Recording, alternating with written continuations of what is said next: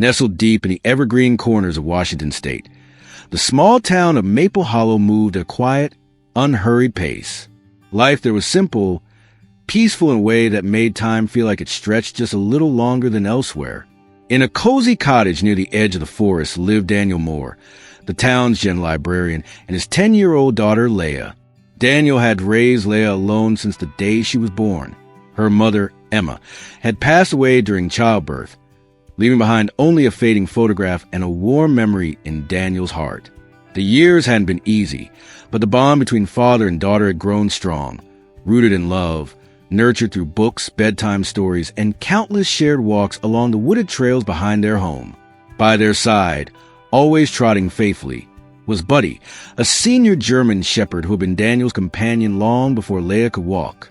Though his muzzle was graying and his steps slower now, Buddy still carried the same quiet loyalty he always had. Most afternoons, after the last library visitor had left and the sun began to dip beneath the hills, Daniel, Leah, and Buddy would venture into the forest together. It had become their ritual. Just the three of them, wandering beneath the trees, listening to the wind whisper through branches. Those walks were more than routine. They were a thread that held their little world together. And one summer evening, everything began to change. It was a warm evening in late July, the kind where the golden light lingers just a little longer before giving way to dusk. The forest behind Maple Hollow was bathed in soft amber, and the trail beneath Daniel, Leah, and Buddy crunched gently with every step. Leah skipped ahead, her long braid bouncing against her back as she hummed a tune from one of her favorite storybooks. Buddy padded closely behind her, his ears twitching at every distant sound. Daniel walked a few steps behind, taking it all in, the way the breeze rustled the leaves, the smell of pine and wildflowers, and the echo of his daughter's laughter weaving through the trees. They followed the same trail they'd taken 100 times before, one that curled past old maple trunks and a small, mossy stream. But that evening, something felt different. Buddy stopped abruptly. His body stiffened, nose high in the air, tail straight. His instincts, though dull with age, had never truly faded. He let out a low, rumbling growl, not of aggression, but of alert. Leah turned back. "Buddy, what is it, boy?" Before Daniel could respond, Buddy darted off the path and into a thick patch of underbrush. "Stay close to me," Daniel said, gently placing a hand on Leah's shoulder as they carefully followed the shepherd into the dense greenery. They pushed past ferns and brambles until they found Buddy standing over something small and motionless, hidden among the roots of a tree. Leah knelt down, her voice barely a whisper. "Daddy, it's a baby." Nestled into the earth was a tiny creature covered in soft black fur, shivering and silent. Its eyes were shut tight, and its body trembled as if it hadn't known warmth in days. And just like that, their quiet world shifted. Daniel gently scooped the small creature into his hands. It barely weighed anything, its body no larger than a mug, bones delicate, fur soft and damp from the forest floor. Leah leaned in close, eyes wide with concern and wonder. "What is it?" she whispered. Daniel shook his head. "I'm not sure, but it's cold. We can't leave it here." They wrapped it in Leah's flannel jacket, and Daniel tucked it gently into the inner pocket of his own coat. The walk back home was quiet. Even Buddy trotted softly, casting backward glances at the mysterious bundle as if guarding it. Back at their cottage, Leah sprang into action. She pulled out a shoebox, lined it with an old knitted scarf, and placed a small hot water bottle inside. The creature barely stirred as she set it down. They didn't know what to feed it or how old it was. Daniel searched the internet for answers while Leah held a dropper filled with warm goat milk, coaxing the animal to take tiny sips. Its mouth was so small, its movements so slow, it felt like caring for something from another world. "What should we name it?" Ella asked softly. Daniel hesitated, but Leah answered for them both. "Shadow," because it came from the woods like a whisper. Daniel smiled. "Shadow it is." That night, no one slept much. Every couple of hours, Leah and Daniel took turns feeding and checking on Shadow. Buddy lay beside the box, his head resting on his paws, eyes watchful and still. Leah stayed beside Shadow for hours, gently whispering stories to it like to a little sibling. Her fingers brushed its fur, as if afraid it might vanish. Daniel watched her, and for a fleeting moment, saw a reflection of the past. The same fragile helplessness, the same quiet hope that filled the room the night Leia was born. Shadow's tiny breath felt like a second chance at something they'd almost lost. The days that followed took on a rhythm neither Daniel nor Leia had expected. Their lives, once quiet and predictable, began to revolve around the tiniest creature they had ever cared for. Daniel had taken a few days off from the library, just enough to get Shadow through what he thought would be a rough start.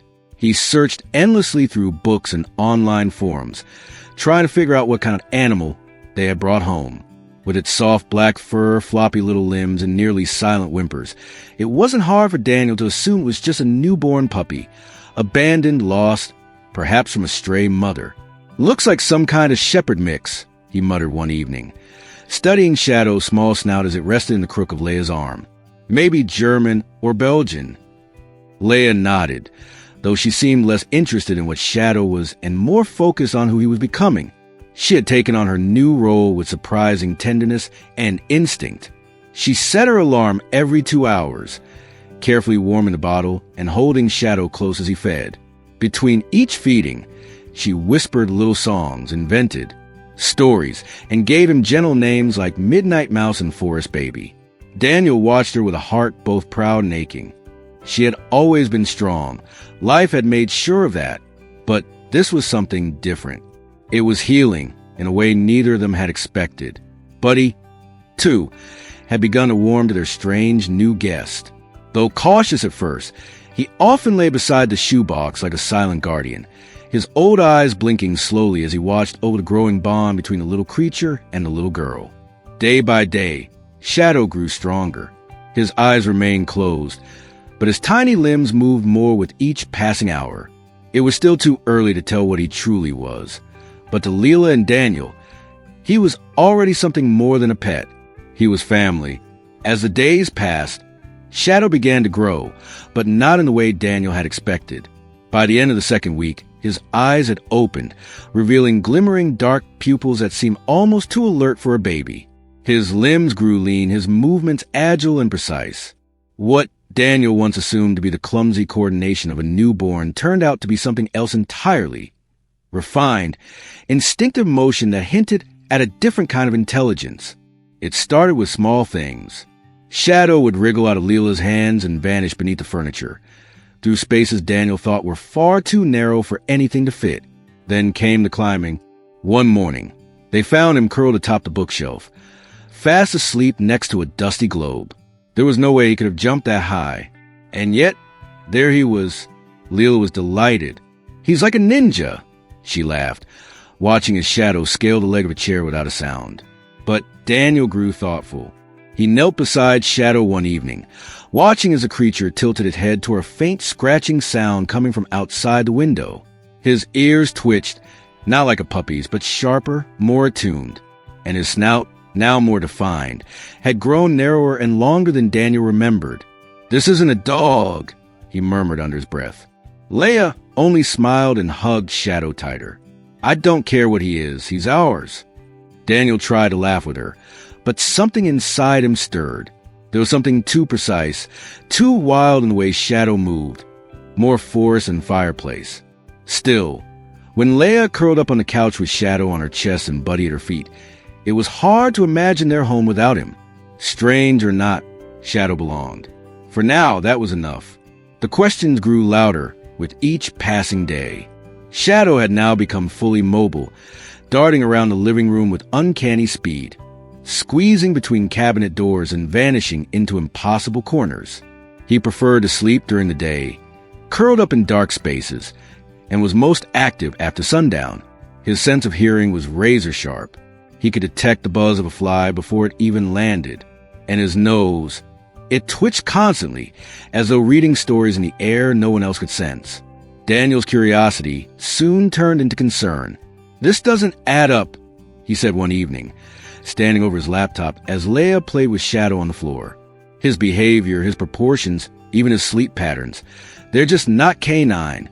Leia looked up. "So what is he then?" Daniel hesitated. "I don't know. That's what scares me." He called the old vet in town, Dr. Henley, who agreed to take a look. The next morning, Daniel and Leah wrapped Shadow in a soft towel and drove to the clinic. Dr. Henley examined him carefully, checking his teeth, paws, ears, and tail before stepping back with a puzzled frown. "He's healthy," the vet said slowly, "but I can't say for sure what he is. His build is unusual, possibly some kind of exotic ferret or wild hybrid. I've honestly never seen anything quite like him." On the ride home, Leia sat quietly, Shadow curled in her lap. Her fingers stroked his fur absently. "Do you think someone will try to take him away?" she asked. Daniel gripped the wheel a little tighter. "No one's taking him from us, sweetheart. We'll figure this out together." Dropped to a whisper. "He's part of us now, like the piece we didn't know was missing. If they try to take him, I don't think I could let go." Daniel glanced at her in the rearview mirror, heart tightening. He saw it in her eyes, the same fear he'd once felt when she was born, that fear of losing something you've only just begun to love. And deep down, he knew the mystery was only just beginning. Autumn crept into Maple Hollow, quietly. The forest behind Daniel's cottage turned to gold and rust, and with each passing week, Shadow grew, not just in size, but in ability. He moved with astonishing grace, darting, climbing, squeezing through spaces even Buddy had given up on years ago. At night, Daniel sometimes caught him perched silently on the windowsill, staring out into the woods with eyes that glinted like onyx stones in the moonlight. Then came the afternoon that changed everything. They were out walking, Daniel, Leia, Buddy, and Shadow, wandering deeper into forest than usual. Leia was collecting leaves for a school project when a rustle in the grass caught their attention. A small family of wild rabbits grazed peacefully in a clearing up ahead. Buddy, as expected, gave a half-hearted bark, but didn't chase. He was too old for games now. But Shadow's reaction was different. He dropped low to the ground, body completely still, tail twitching just once. Then, with a silent, measured crawl, he began to stalk the rabbits, each movement eerily precise, as if programmed by nature itself. Leia held her breath. "Daddy, look." Just as Shadow was about to pounce, Daniel called out sharply, "Shadow? No." Instantly, Shadow stopped. His body froze mid-step, and after a moment of hesitation, he turned and padded back toward them. But in his eyes, Daniel saw something wild, something ancient and untamed. That night, he sent videos and photos of Shadow's behavior to a wildlife center in Seattle. Days later, the reply came. Shadow was most likely a rare melanistic ferret, possibly a hybrid from a wild strain long thought extinct in the region. The answer didn't settle Daniel's nerves, but explained the instinct in Shadow's bones. And yet, the more they learned about him, the more they realized he wasn't just a rare animal. He was extraordinary. A few days after the Wildlife Center responded, a second email arrived, this time from the zoological division of a major city zoo. It was polite, professional, and carried the weight of quiet authority. "We are very interested in examining the animal more closely." It read, "We'd be grateful if you allowed us to conduct short-term behavioral and genetic evaluations at our facility. This would be done under the care of our veterinary specialists." It wasn't demand, but it was more than curiosity. Daniel could feel the pressure between the lines. He sat with the message open for nearly an hour, rereading it as Shadow curled up beside Leia, who was gently humming while threading tiny daisies into the creature's soft black fur. Later that night, when the house was still, Daniel finally brought up. "Leela," he said softly, sitting beside her at the edge of her bed. "There's a zoo in the city. They saw Shadow's pictures and videos, and they want to study him just for a little while." Leela didn't speak at first. Her hand rested on Shadow's back, fingers moving slowly, as if committing to feel his fur to memory. "Available to make it that way?" she asked. "Only for observation?" They said they'd care for him, probably bring him back. She looked up at her father. Her eyes were wet, but she wasn't crying. "Yet, Dad," she whispered, "I don't care if he's not a dog, or if he's not what people expect. He's mine. He's ours. When Mom died, I didn't have to say goodbye. I didn't get to hold on to anything but Shadow. I found him. I love him. I don't want to lose someone I love again." Daniel's heart broke open in silence. He pulled her into his arms, pressing his cheek to her hair. "We're not sending him anywhere," he said quietly. "He stays with us where he belongs." And in that small room under a soft yellow lamp, surrounded by silence, love, and the quiet breathing of something once lost but now found, Daniel realized some bonds are too sacred to explain. Some families aren't made by blood. They're made by choosing to stay.